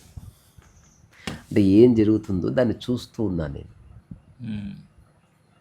చేస్తూ ఉండకు, చూస్తూ ఉండు. చేసింది చాలు. మన మనిషి చేయడం వల్లనే సర్వం నాశనమైంది. దాని అర్థం నువ్వు చేయవలసిన పని చేయొద్దని కాదు. స్నానం చేసినావు, ఈ రుద్దుకో, నీకు ఏది సాధ్యమో అది చెయ్యి. నువ్వు తిన్నావు, ఆ కంచం కడుక్కో. ఇది చేయడం కిందికి రాదు, నీ ధర్మాల కిందికి వస్తాయి. నువ్వు ఎవరి కోసమో చేస్తలేవు, అడవిలో ఉన్నా చేయవలసిందే, ఎక్కడున్నా చేయవలసిందే. So Ramana Maharshi never meditated. ఆయనది ఒక్క ఫోటో చూపించండి ధ్యాన ముద్రలో, కళ్ళు తెరుచుకునే ఉంటాయి. అసలు నీ జీవితంలో లక్ష్యమే లేకపోతే, నాదంటూ ఒకటి లేకపోతే, నేను ఇది అని నీకు లేకపోతే అసలు ధ్యానమే అక్కర్లేదు. ఎందుకే అతనే ధ్యానమై ఉన్నాడు, మళ్ళీ ధ్యానం చేయడం ఏంది? అందుకని ఇప్పుడు నేను కొన్ని సంవత్సరాలుగా ఏనాడు ధ్యానం చేయలేదు, నేనే ధ్యానమై ఉన్నా. ఇప్పుడు మీతో మాట్లాడుతున్నా, నా శరీరము, నా మనస్సు, నా పరిసరాలు, నా ఎదురుగున్న మీరు అంతా కలిపి మాటగా వస్తుంది అంతే. ఇప్పుడు నా మాట దీంట్లో మీరు కూడా భాగమయ్యే ఉన్నారు.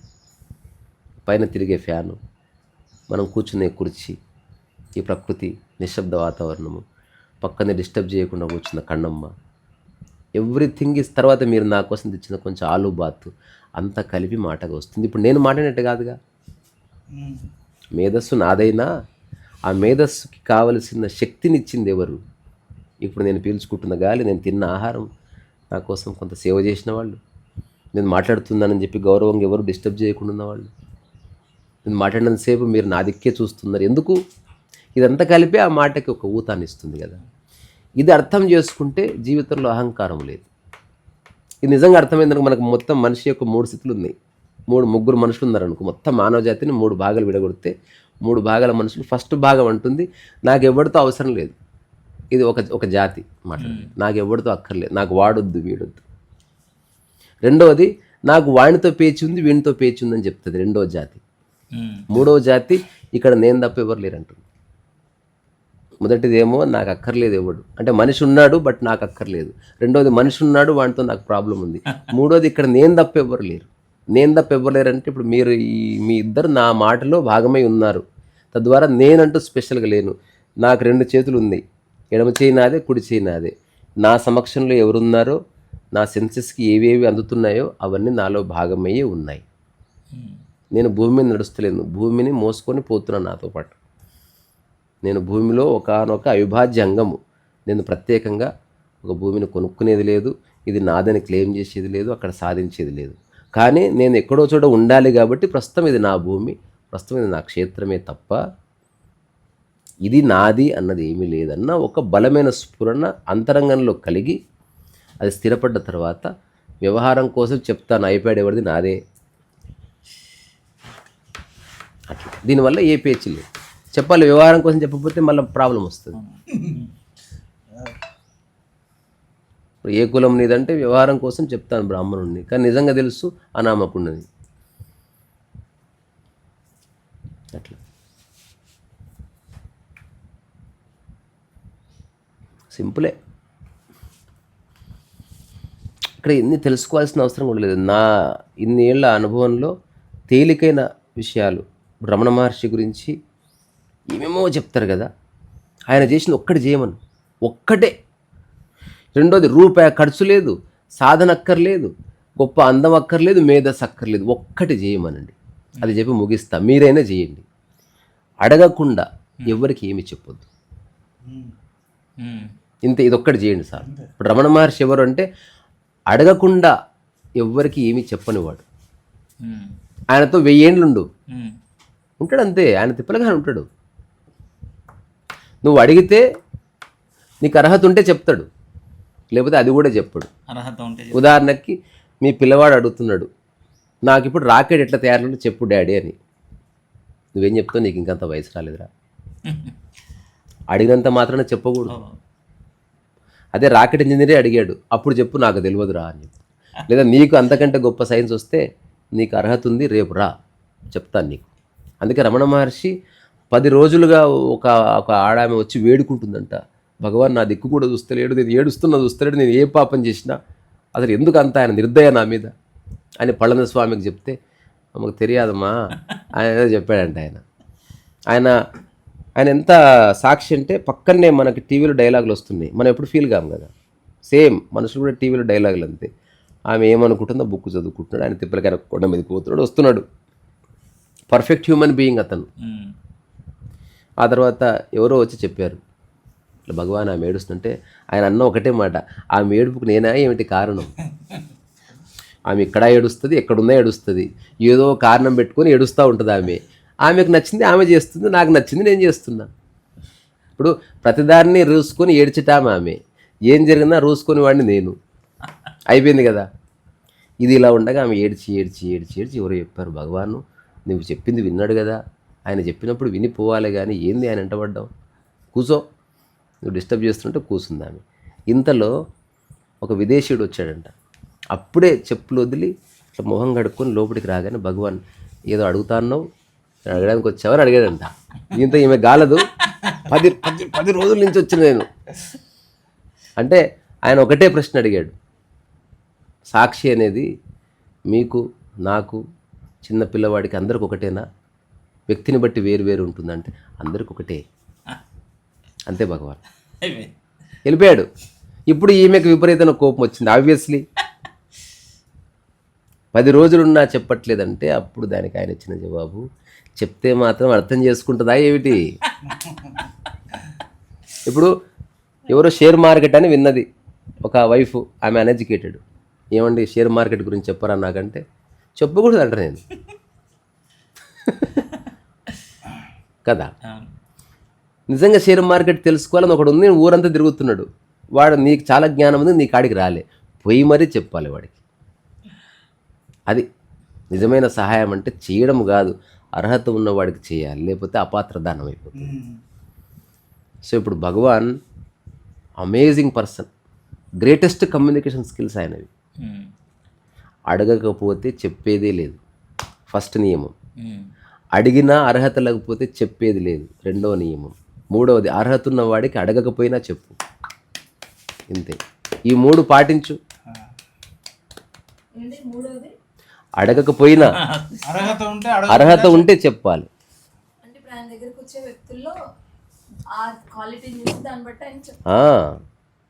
ఇప్పుడు ఆయన స్వామీజీ పేరు మర్చిపోయాను నేను. భగవాన్ అడిగారు ఎవరో, ఎక్కడెక్కడి నుంచి వచ్చి మీకు నమస్కారాలు పెడతారే, మీ కాళ్ళు మొక్కుతారే, ఒక్కసారన్నా ఒక్కరు కూడా చేతులు ఎత్తి నమస్కారం పెట్టరు మీరు అని అడిగారు ఆయన్ని. ఎందుకు పిచ్చి పిచ్చి ప్రశ్నలు అడిగేవాళ్ళు అంటే, ఇట్లా చేతులు ఎత్తి నమస్కారం పెడితేనే పెట్టినట్ట. వాళ్ళు ఎక్కడి నుంచి వచ్చి నాకు నమస్కారం పెట్టిందే కనబడ్డది, కానీ నా గేట్ లోపలికి ఎవడొచ్చినా ఎక్కడి నుంచి నేను నమస్కారం పెట్టడం మీరు ఎప్పుడైనా చూసారా? లోపట మీకు ఓన్లీ గెస్చర్సే కావాలి అంటే అక్కడితో అయిపోయింది కదా.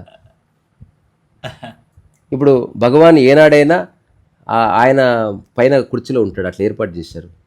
కింద కూర్చున్న వాళ్ళతో ఆయనకి ఎవరికో అసహ్యం వచ్చింది, ఆయన మామూలు వ్యక్తుల దగ్గరికి ఎందుకు వస్తాడు? అంతలో ఆయన పేరు ఏదో స్వామీజీ ఉంది, నేను పేరు మర్చిపోయిన, రీసెర్చ్ చేసి మళ్ళీ ఏదైనా టాక్లు చెప్తా.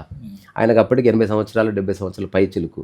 ఆయన కట్టెపట్టుకొని రమణాశ్రమం అతి కష్టం మీద గేట్లో పట్టుకొచ్చి ఇంకా నడవడ శాత కాక ఆ అరుగు మీద కూర్చున్నాడంట, రమణాశ్రమం లోపలికి పోయి అరుగు మీద, అంటే భగవాన్ అక్కడ కూర్చున్నాడు మంచం మీద.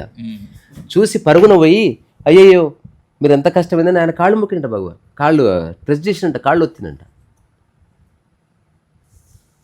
ఇంకొక సంఘటన, అంటే వెరీ కాంట్రాస్ట్ బిహేవియర్. ఒక వ్యక్తి అద్భుతంగా నామాలు గీమాలు పెట్టుకుని పాటలు పాడుతున్నాడు. పాడుతున్న తర్వాత అక్కడ కూర్చున్నాడు సైలెంట్గా. మిగతా వాళ్ళు ఆహా ఓహో ఊగిపోతున్నారు.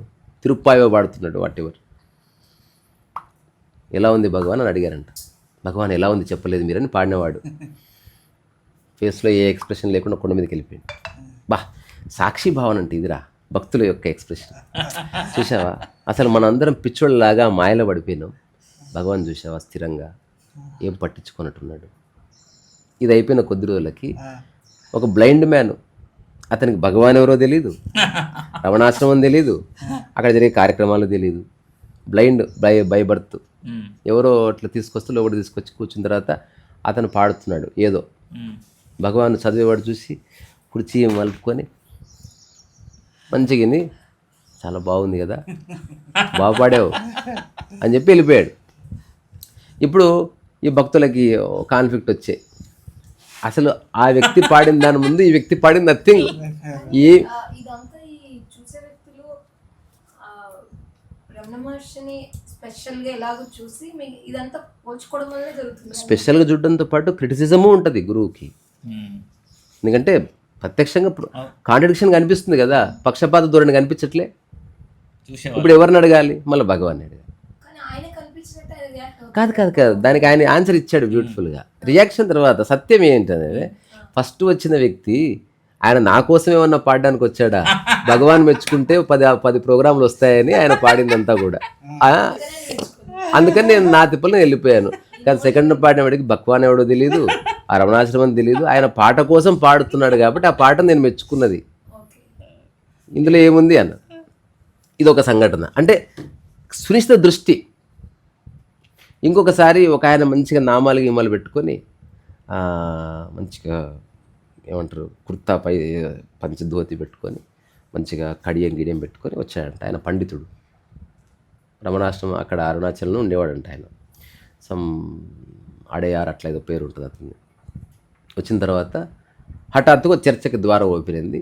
భగవాన్ ఆయన తిప్పలకి ఆయన కాళ్ళు చాపుకొని ఏదో బుక్ చదువుకుంటున్నాడు, ఉత్తరాలకి జవాబులు ఏదో రాస్తున్నాడు. ఇదంతా జరుగుతుంది. ఆ చర్చ ఏంటంటే విగ్రహారాధన చేయాలి అని మిగతా వాళ్ళందరూ ఈయన చేయకూడదు, ఎవరు ఈ నామాలు గీమాలు పెట్టుకొచ్చి విగ్రహారాధన చేయకూడదని ఆయన వాదిస్తున్నాడు బలంగా. సో ఆయన దగ్గర మంచి పుస్తక జ్ఞానం ఉంది, వాగ్దాటి ఉంది, మంచి శరీరం కూడా ఉన్నది. తర్వాత సూపర్ తయారై వచ్చాడు. ఒక గంట సేపు చర్చ నడిచింది. ఫైనల్గా విగ్రహారాధన చేయడం అనేది అజ్ఞానం అని ఆయన ప్రూవ్ చేశాడు ఆ రోజు. అంత అయిపోయిన తర్వాత భగవాన్ ఏమంటాడని చూశారు. మళ్ళీ ఆయన చదువుకుంటున్నాడు. తర్వాత పక్కన మురుగన్నారు పళనిస్వామి ఎవరో, భగవాన్ ఇంత విన్నారు కదంటే విన్నాం చాలా బాగుంది కదా. చాలా బాగుంది కాదు, విగ్రహారాధన చేయాలని వాళ్ళంతా, ఎందుకంటే మనం స్వయంగా చేస్తున్నామే. అరుణాచలంలో జరిగేది విగ్రహారాధనే, కానీ ఆయన విగ్రహారాధన చేయొద్దని వాదించి ఆల్మోస్ట్ గెలిచే మా అందరి నోర్లు ముగించే, మా దగ్గర ఆర్గ్యుమెంట్ లేవు, మాకంత జ్ఞానం లేదు. మీరేమంటారంటే కట్టి తీసుకొని చిన్న చిరునవ్వుతో అన్నాడంట, ఈ భూమి మీద ఈయన చేసినంత విగ్రహారాధన ఇంకొకటి చేయడయ్యా అంటే నేను ఎప్పుడు చేయను భగవాన్, మీరు తెలుసుకొని మాట్లాడాలంటే విగ్రహం అంటే ఏమిటి, శరీరం అనే. మనం ఎట్లుందని చూడు, గోచిలు పెట్టుకొని, ఆయన బొట్లు చూడు, ఆయన ఉంగరాలు చూడు, ఆయన కొట్టుకొచ్చిన సెంటు చూడు. మనం ఏదో ఒక రాయని విగ్రహం అనుకొని దానికి పూలు గీలు చల్లుతున్నాం, కానీ ఆయన విగ్రహం అనుకొని ఏ రేంజ్లో డెకరేషన్ చేసుకున్నాడు. ఈయన చేసినంత విగ్రహారాధన నా జీవితంలో నేను చూడలేదు. సో ఎంత గొప్ప, అసలు ఫస్ట్ టైం చదివినప్పుడు అసలు ఐ వాజ్ సో హ్యాపీ. అరే ఇది కదా చూడవలసిన విషయం. ఇప్పుడు ఒక మనిషిని ఆరాధిస్తున్నావు, విగ్రహారాధనే అది. సార్ ఆ రోజు ఇంకొకటి అప్పుడే గుర్తొచ్చింది, ఏ టాలెంట్ లేకున్నా కూడా అది కూడా టాలెంట్ అని గుర్తించాలని ఒక అంటే 3 విషయాలు చెప్పి క్రియేటివిటీ, స్కిల్ అండ్ టాలెంట్ అని ఒక టాపిక్ లో. కానీ అది లేకపోవడం కూడా టాలెంటే కదని అరుణాచలం స్వామి పేరు ఏం పేరు వాళ్ళ ఇంట్లో మీరు చేసిన డిస్కషన్ ఇదొకటి 2 ఒకటి ఇది డాడీ అదొకటి ప్లస్ ఇదొకటి టాలెంట్ లేకున్నా కూడా చూడాలి ఇదొకటి రెండున్న ఇంతకుముందు కూడా ఇవైతే నాకైతే అంటే ఎన్నో రోజులు చూస్తున్నా ఓకే అక్కడ అంతకుముందేమో మీది 2-3 ఏది అంటే పరచింతన వీడు స్వచింతన కూడా వీడుతావు ఈ రకంగా 2 అవే వండర్ అనిపించినాయి మళ్ళీ ఆ డిస్కషన్ అయితే చాలా లోతుగా మస్తు అనిపించింది సార్ ఈ 2-3 అయితే. అవును. నేను ఒక సరదా ప్రశ్న రీసెంట్ అడిగిన, మీ డాడీ చచ్చిపోయాడని బాధపడుతున్నావు కదా, నేను మీ డాడీ చర్మం ఫోటో తీసుకొస్తా గుర్తుపడతావా అని అడిగాను. ఎవరిని అనుకుంటున్నావు మీ డాడీ అని? జస్ట్ ముఖం చూసి దాన్ని డాడీ అనుకుంటున్నాను. నీకున్న ఐడెంటిటీ ఇప్పుడు నేను మీ డాడీ ముఖం పెడితే డాడీ అంటున్నావు, మీ డాడీ ఈపు ఫోటో నేను చూపిస్తా, గుర్తుపట్టాడు, నువ్వు గుర్తుపడతావా? దాని అంటే నేను నెగిటివ్ కాదు, లిమిటెడ్గా చూస్తున్నావు. నాన్న అంటే ప్రేమ కాదా, ముఖ్యమైన క్వాలిటీ. డబ్బు ఆస్తి అనుకుంటే నేనేం చేయలేను. నాన్న అంటే ఒక వాత్సల్యం, ప్రేమ, అన్కండిషనల్ లవ్. ఇది అది ఎక్కడున్నది డాడీని రా. ఇప్పుడు గంగానదిలో ఎక్కడ ముగినా గంగల మునిగినట్టే, అట్లా ఎక్కడ నీకు వాత్సల్యం ప్రేమ దొరుకుతున్నా అది మీ నాన్న ఇస్తున్నది అని తెలుసుకొని దాన్ని అనుభవించు. తద్వారా నాన్నను కోల్పోయేది ఏం లేదు. వ్యక్తిగా శరీరాన్ని కోల్పోయినావు కానీ ప్రేమను ఎట్లా కోల్పోతావు రాబాయ్ నువ్వు? మీ నాన్న బాడీ అంటే బాడీ లైఫ్ అంతా ఉండదు, నీది కూడా ఉండదు. కానీ మీ నాన్న ప్రేమ కోసం కదా నువ్వు ఆరాట పడుతున్నది. మా నాన్న ఉంటే నా వైపు చూసేవాడు, నాతో మాట్లాడేవాడు. అట్లా ఎవరు ప్రేమగా మాట్లాడినా వాళ్ళు తండ్రిని చూసుకో, చెప్పకు మళ్ళీ గొడవలు అయిపోతుంది నువ్వు నా తండ్రి అంటే. సో ఇది చాలా విశాల దృక్పథం ఉంటే జీవితం తొందరగా అర్థమవుతుంది. నేరో మైండ్నెస్ ఉందనుకో ఇంకంతా చిక్కులు తప్పులు గొడవలు అపార్థాలు ఇవే ఉంటాయి. అందులో పెద్ద ఆశ్చర్యపోవాల్సిన అవసరం ఏమి లేదు.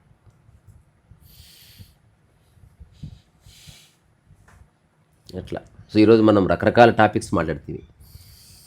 సుషుమ్న అన్నది లేదు నాడి.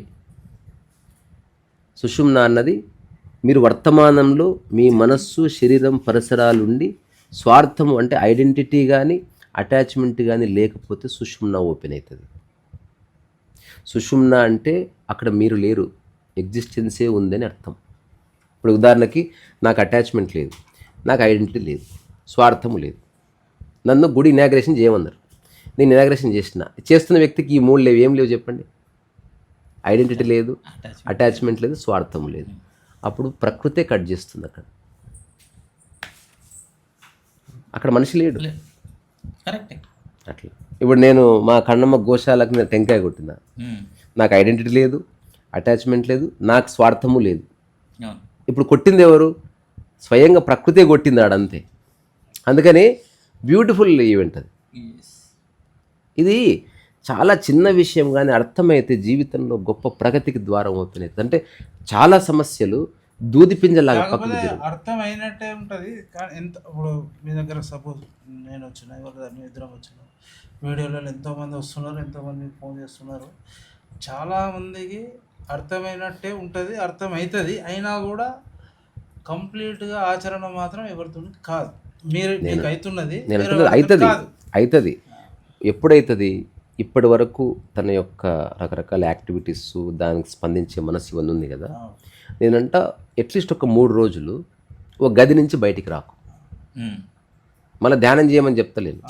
ప్రపంచంతో సంబంధం తెంపుకొని అసలు నీ మనసులో ఏమొచ్చినా ఏమి స్పందించకుండా చూడంతే 3 రోజులు. ఉదాహరణకి టీ తాగి రాపు అన్నది, పోకు. వాడికి ఫోన్ చేయమన్నది, చేయకు. నువ్వు చేస్తేనేమో ఆలోచన కొనసాగుతుంది. నువ్వు ఎప్పుడైతే చేయలేదో ఆలోచన, నువ్వు టీ తాగమంటే తాగుతలేవేంది అని నీ ఎదురుకు వచ్చి నిలబడుతుంది ఆలోచన. 3 రోజులు ఏకాంతంగా ఉన్నావు అనుకో, నువ్వు ప్రపంచంలో దయ్యాలని చూస్తావు. ఈ రూమ్లో ఎక్కడెక్కడో లేవు దయ్యము, భూతము, ప్రేతము, కామ పిశాచి, కర్ణ పిశాచి, నర పిశాచిలు అన్నీ చూస్తావు. అన్ని నీ ఆలోచనలే. నేను చెప్తున్నా, ఇది ప్రయోగం చేస్తే తెలుస్తుంది. ఆలోచన వచ్చి నీ మొహంలో మొహం పెట్టి నిన్ను లాగుతుంది. నువ్వు చూస్తావు, ఆలోచన ఫేస్ టు ఫేస్ చూస్తావు. నువ్వు టీ తాగమంటే తాగినావు కదా, అందుకని ఆలోచన సాఫ్ హ్యాపీ. డాడీ పైసలు ఇచ్చిండు, డాడీ పైసలు ఇచ్చిండు, డాడీ ఒకసారి ఇయ్యలే. అప్పుడే కదా వాడు గొడవ పడేది. సో మొట్టమొదటిసారి 3 రోజులు అని ఎందుకంటుందంటే, ఎక్కువ రోజులు అంటే ఉండలేరు. మినిమం 3 రోజులు ఎందుకు ఉండాలంటే, ఒక 1 డే సంభవం మేనేజ్ అవుతుంది. తర్వాత హారిబుల్గా మారుతుంది, క్షణక్షణం ఒక గండం లాగా ఉంటుంది. మొట్టమొదటిసారి నువ్వు మా థాట్స్తో ఫైట్ చేస్తలేవు, థాట్స్కి రియాక్ట్ కూడా అవుతలేవు, థాట్స్ని చూస్తున్నావు. నువ్వు అప్పుడు ఏం చెప్తావు అంటే 4:30 అనుకుంటా టీ తాగే ఆలోచన వచ్చింది. నువ్వు ఆత్మకథలు రాస్తావు ఇది. ఆ ఆలోచన ఎంత బలంగా వచ్చిందంటే నేను తలుపు బద్దలు కొట్టుకొని వెళ్ళిపోవాలనిపించింది, కానీ ఏది ఏమైనా పోవద్దు అనుకున్నా.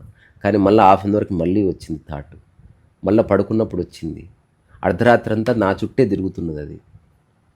మళ్ళీ ఎర్లీ మార్నింగ్ వచ్చింది, ఎవరన్నా వచ్చి తలుపు కొట్టి ఇస్తారేమో అట్లా ఎదురు చూసింది. అది చూసి చూసి చూసి ఊరికి అట్లా ఉండి ఉండి ఉండి 3వ రోజు వెళ్ళిపోయింది.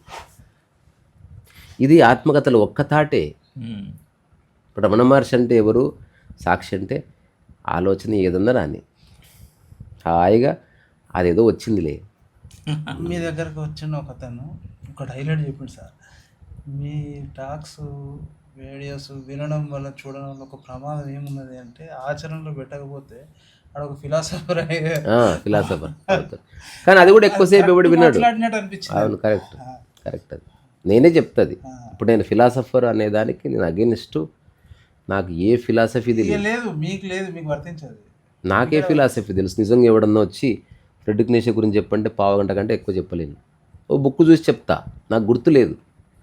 ఎసెన్స్ తెలుసా? తెలుసు. ఏం తెలుసు? అతను నిరాశలో చచ్చిపోయాడని తెలుసు. అతను ప్రపంచానికి ఎంత గొప్ప ఫిలాసఫీ అందిస్తే నాకెందుకు? అతని పర్సనల్ లైఫ్ బాగాలేదు కదా. ఇప్పుడు నేనంటున్న ప్రపంచాన్ని నేను ఏ గొప్ప ఫిలాసఫీ ఇస్తలేను, కానీ నా పర్సనల్ లైఫ్ చాలా బాగుంది. ఉల్టా ఎగ్జాక్ట్లీ జమీనాసన ఫరక్ ఉంది రెండింటికి. సో ప్రపంచం దృష్టిలో గొప్పవాడు అనిపించుకోవాలంటే నా మాటలు ఉపయోగపడవు. అసలు గొప్పవాడు లేడు, అధముడు లేడు. నీవు ఎక్కడున్నా హాయిగా ఆనందంగా ప్రశాంతంగా ఉంటూ నిష్క్రియాపరత్వం లేకుండా నీ ధర్మాలన్నీ నువ్వు చేస్తున్నావు. ఏ ధర్మం నుంచి పారిపోయేది లేదు. ఆచరిస్తున్నారు కనుకనే ఇట్లా ఇట్లా వస్తున్నది మీ అంతే. అది అది అది ఏమంటారు, లేకపోతే రాదు. మా ప్రొఫెసర్ ఒక ఆయన, నువ్వు చెప్పేవేవి నువ్వు చెప్తున్నావు అనుకుంటున్నావా అన్నాడు. అంటే నేను చెప్పేది సర్వం చెప్తుంది అనుకుంటున్నా అన్న. ఇది కరెక్టు, ఇది మా సాంప్రదాయ భాష పరిభాషలో దీనికి పరావాక్ అని పిలుస్తాంరా. అంటే ఏ వాక్ అన్నా పిలుచుకోండి. సో నాకు చెప్తున్నా అంటే నేను ఏదో గొప్పగా చెప్తున్నా అని లేదు, నేను ఆచరిస్తున్నదే మాటల్లో మార్చి చెప్తున్నప్పుడు అట్లా వస్తుంది. ద ఎగ్జాంపుల్, అన్నం పరబ్రహ్మ స్వరూపం అయితే అశుద్ధము పరబ్రహ్మ స్వరూపం అయి ఉండాలని నేను ఇట్లా చెప్తా. నా జీవితంలో ఆ పదం ఎప్పుడు వాడనే లేదు. నేను ఏనాడు రిపీట్ కూడా చేయలే. ఆ రోజు ఆ మొత్తం సమగ్రతలో నుంచి అట్లా చెప్పవలసి వచ్చింది. రెండోది ఎందుకు, నేను అట్లా చూస్తున్నాను కాబట్టి. చూస్తున్నారు కాబట్టి ఇప్పుడు నాకే చేయికి షిట్టు తగిలింది, నాకు ఏ అసహ్యం ఉండదు, కడుక్కుంటాను వెళ్ళి. కానీ అసహ్యము, కంపరము, జుగుప్స, నేను రాసుకున్న ఒక పద్యం, లేవు జ్ఞానికి అసహ్యము ప్రతీకారము. జ్ఞానికి ముడిపడదు భృగిటి బిగించడు పిడికిలి, జ్ఞాని నినాద వివాదరహితుడు, ఎందుకన అతను అకారణ జన్ముడు రీసారసో వయసు అని రాసుకున్న పద్యం నేను నా గురించి. ఎప్పుడు 2013 రాసింది ఇది. నాకు ఊరికి ఆశ గుర్తుంది. అట్లా రీసాయన జ్ఞానము గానము ద్వారము గాంధర్వము, రీసాయన మౌనము మార్ధవము, ఇట్లా చెప్పి రీసాయన మూడోది అప్రయోజకత అప్రయత్నత. తాగిన వాడికి ఎరుక దాని మర్మము రీసారసో వయసు అని ఒక పద్యం రాసుకున్నాను. ఇది ఊరికి ఎవరి కోసమో రాసింది కాదు. నేను ఏకాంతంగా ఉన్నా ఎక్కడున్నా దేనికి అంటనిది ఒకటి ఉన్నది. ఇప్పుడు నా పీస్ నెవర్ డిస్టర్బ్డ్. నేను అరుస్తాను, మొన్న 2 రోజులు అరిచిన, ఆ నెక్స్ట్ మూమెంట్ నేను వెళ్ళి పని చేసుకున్నాను. ఏ ట్రేస్ లేదు. ఎందుకు లేదంటే నటిస్తలేను. లేదు, ఎందుకు లేదు, పర్సనల్ లేదు, నాకు ఐడెంటిటీ లేదు. ఎవడో వచ్చి ఒక మాట అంటే నువ్వు ఉండవా పెద్ద మాట్లాడినావు అంటే, ఇప్పుడు నాకు ఐడెంటిటీ ఉందనుకో, అందరి ముందు నన్ను అట్లా అన్నాడు, మీ ఊరికి వస్తే అన్యాయం జరిగిందని ఆ మైండ్ చెప్పి వాడిని మొత్తం సమస్య నుంచి బయటికి లాగి కొత్త సమస్య క్రియేట్ చేస్తుంది. నేను అంటుంది, నువ్వు ఏదన్నా నాకు ఓకే, ఇప్పుడు నాకు పరువు లేదు, ప్రతిష్ట ఎందుకు చెప్తా లేదు కాబట్టి. వేరే వాడు ఇచ్చేది అది. ఉదాహరణకి ఒక రాజు ఉన్నాడు, రాజు ఏకాంతంగా ప్యాలెస్లో ఉన్నాడు తన బెడ్రూమ్లో, పరువు ఉంటుంది అప్పుడు? ఏ ప్రతిష్ట ఉంటుంది, ఏ గౌరవం ఉంటుంది? అదంతా వేరే వాళ్ళు వస్తే వచ్చింది. ఆ వేరే వాళ్ళు ఎక్కువిస్తే పొంగిపోవడం ఎందుకు, ఇవ్వకపోతే బాధపడ్డం ఎందుకు? అది అవసరం. ఇదంతా విడిచిపెట్టుకుంటే యాక్చువల్గా వాస్తవానికి అది సుఖము, అది హాయి అని తెలిసి కూడా అందుకే సంవత్సరాలు పట్టేది.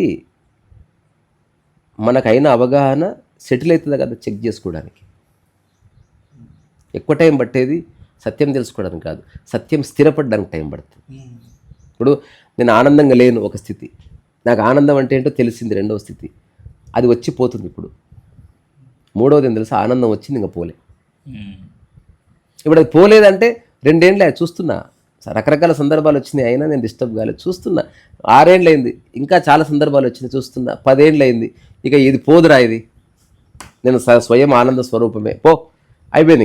ఇంకా వాడిని ఎవడు, ఎందుకంటే వాడు అన్ని చావు నుంచి పుట్టుక నుంచి రకరకాల సామాజిక విషయాలు అన్నీ చూడబడ్డాయి, దేని నుంచి తప్పించుకోలేదు, ఏ స్పెషల్ క్లెయిమ్ చేయలేదు.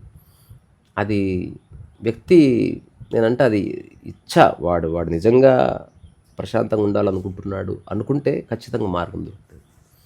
అట్లా కాకుండా ఏదో నాకు డబ్బు గిబ్బు ఉంటే చాలు, ఈ తోకల్ప ఆనందం ఎవడిది, రూపాయి వస్తుందా గడ్డం చేసుకోవడానికి ఉపయోగపడదు అనుకున్న వాడికి నేనంటే ఆల్ ద బెస్ట్. డబ్బు వెంటకో, చిన్న వాటికి కొట్లాడు, తలబల కొట్టుకో, పోలీస్ స్టేషన్లకు పో, నువ్వు లాస్ట్కి సాధించేది ఏముండదు. సార్ మీరు ఏదైనా అడగచ్చు, మిమ్మల్ని అడగచ్చు, అడగొచ్చాడు, అడగచ్చు కదా, అడగండి. అనేది నాకు మీ మీద అంటే నాకు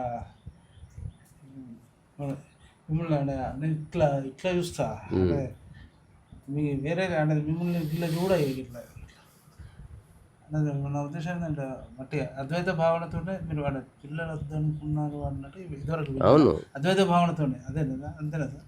కాదు కాదు కాదు, మనం గంటనే పిల్లలు అన్నది పోయింది నాకు, అదే ఈక్వల్ టు అద్వైత అంతే. అంతే. ఇప్పుడు నాకు చాలామంది పిల్లలు ఉన్నారు, అదే అద్వైత భావన అంటే అంతే కదా సార్. నాకు పెళ్లి కాకముందే పిల్లలు ఉన్నారు.